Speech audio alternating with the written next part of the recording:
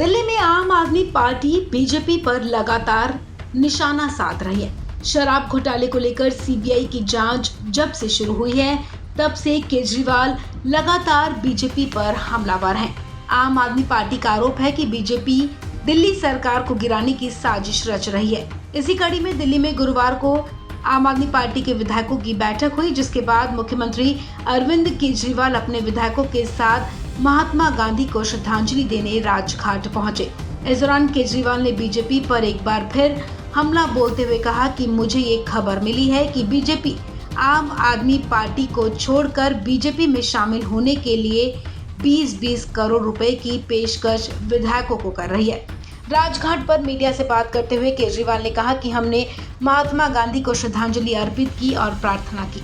उन्होंने कहा कि हमने कुछ दिन पहले देखा कि मनीष सिसोदिया के खिलाफ एक फर्जी एफआईआर दर्ज की गई और सीबीआई ने उनके आवास पर करीब 12 घंटे तक छापामार कार्रवाई की।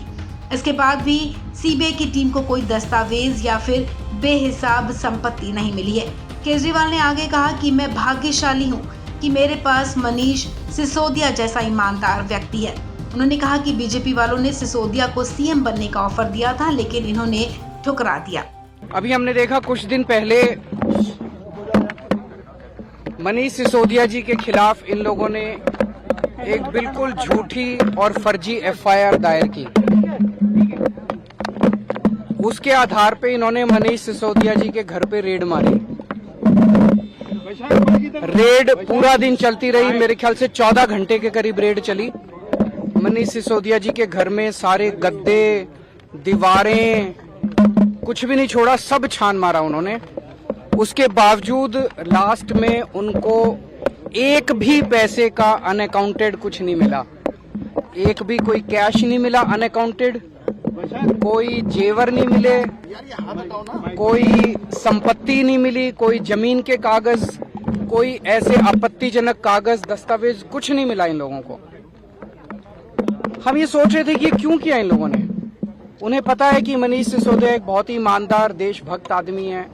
मनीष सिसोदिया जी ने देश के बच्चों के लिए, उनका भविष्य बनाने के लिए बहुत शानदार काम किया। फिर हम सोच रहे थे क्यों किया। वो तब समझ में आया जब रेड के अगले दिन इन लोगों ने संदेश भेजा मनीष सिसोदिया जी को कि आप अरविंद केजरीवाल जी को छोड़ दीजिए, आम आदमी पार्टी को छोड़ दीजिए, आम आदमी पार्टी को तोड़ के कुछ विधायकों को लेके हमारे साथ आ जाइए। हम केजरीवाल जी की सरकार गिरा के आपको सीएम बना देंगे और हम आपके सीबीआई के और ईडी के सारे केसेस खत्म कर देंगे। मैं समझता हूं मैंने पिछले जन्म में कुछ पुण्य किए होंगे।